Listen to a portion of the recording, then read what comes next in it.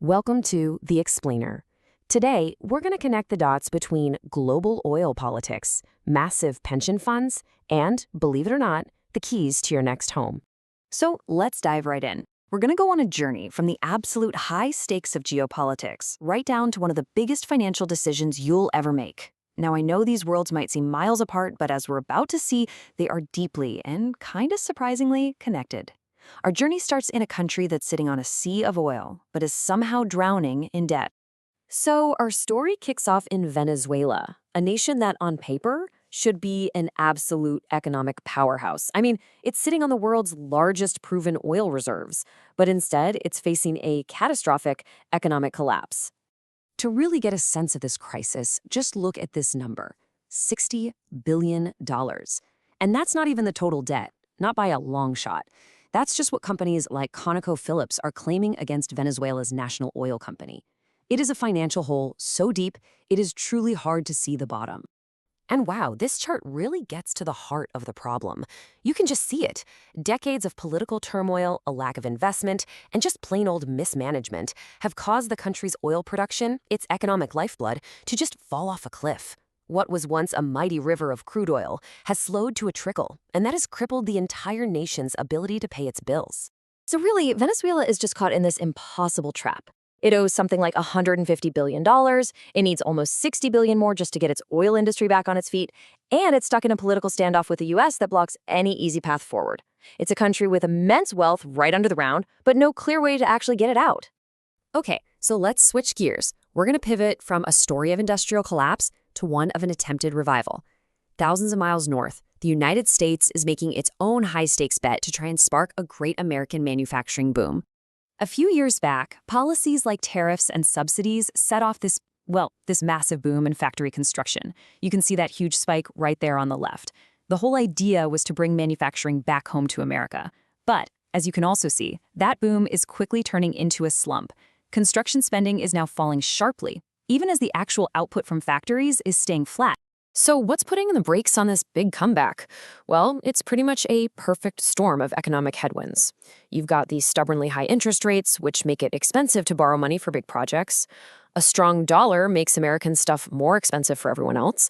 And if you throw in weak demand around the world and political uncertainty, well, factory bosses are finding it really hard to justify those big investments. You know, the same exact economic climate that's stalling America's industrial plans is also forcing a massive shift in a totally different part of the financial world. We're talking about the quiet giants, pension funds that manage trillions of our retirement savings, and they are making a really dramatic pivot. Okay, to understand this pivot, we need to look at this fundamental change happening in the Netherlands, which has one of the world's biggest pension systems. They're moving away from what are called defined benefit plans. That's where the fund guarantees you a certain payout for life. They're moving to defined contribution plans, where your retirement income really depends on how well the investments do. This isn't just some boring technical change, it has huge implications. See, under the old system, to guarantee all those lifelong payouts, the Dutch funds had to hold massive amounts of super safe assets, mostly long-term government bonds. But now, with the new system, they don't need that same level of security. And the result? They're in the middle of selling off up to 150 billion euros worth of these bonds. That is a staggering amount.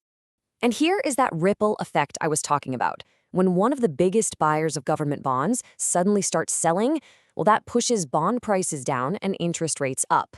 And what that means is it's about to get more expensive for governments all across Europe to borrow money for everything: infrastructure, healthcare, you name it. All right, we've talked about instability in oil markets, a stalled industrial policy, and a giant pivot in the world of pensions. So how does this all connect back to you? It all comes together in one single crucial variable: interest rates. Those same high interest rates that are hurting U.S. factory investment, they have completely flipped the housing market on its head.